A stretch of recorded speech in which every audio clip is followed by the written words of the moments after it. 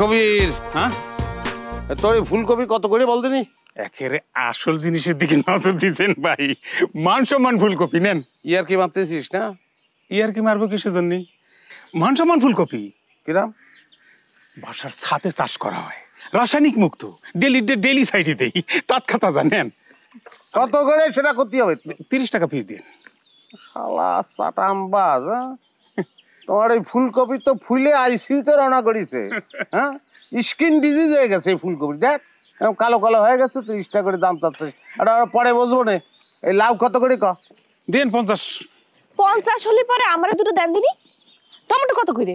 কবির মান সম্মান কিন্তু লাগিয়ে যাচ্ছে। ও লাউ তো উনি দরদাম করতেছিল। তো কি হয়েছে? দরদামি তো করতেছে, কিনে তার নেননি, সমস্যা কি?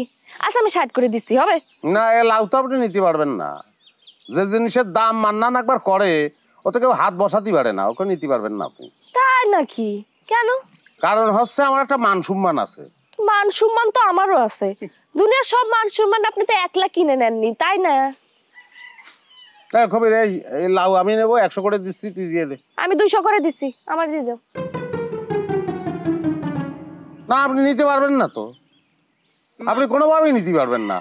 না 200 দিলে তো উনি নিতে পারবে, আমি তো 2 টাকা বেশি পাইলে তারই দিয়ে দেবো। ওরে শালা, টাকা চিনে গেছো না? হ্যাঁ, টাকায় বিকয়ে যাচ্ছ। এই মান্নান কোনোদিন টাকায় বিকয়? হ্যাঁ, মান সম্মানটা তো বড় কথা।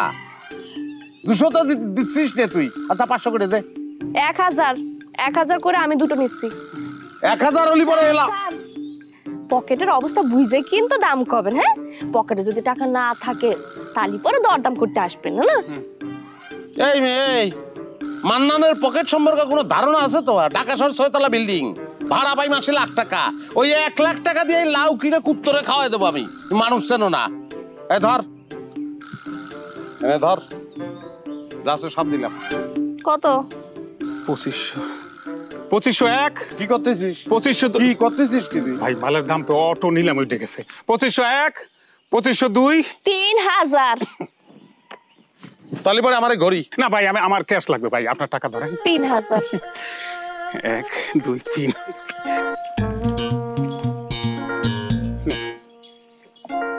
মান সম্মান মনে তার একারই আছে, আর কারণে।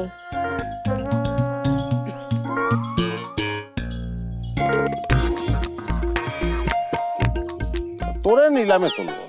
সেটাই ভালো হয় ভাই। কফি একটা নিয়ে যান। একটু আবার হয়নি না?